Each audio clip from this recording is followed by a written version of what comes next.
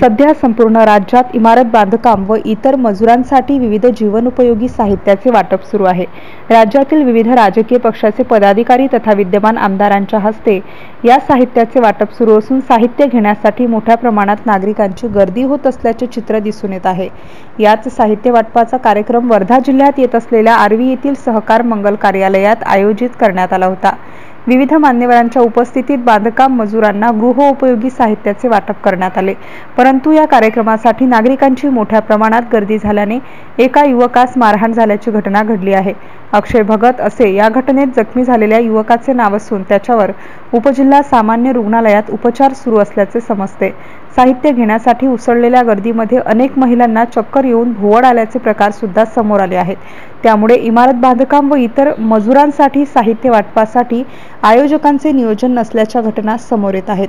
MCN news मराठीकरिता सचिन महाजन, हिंगणघाट, वर्धा।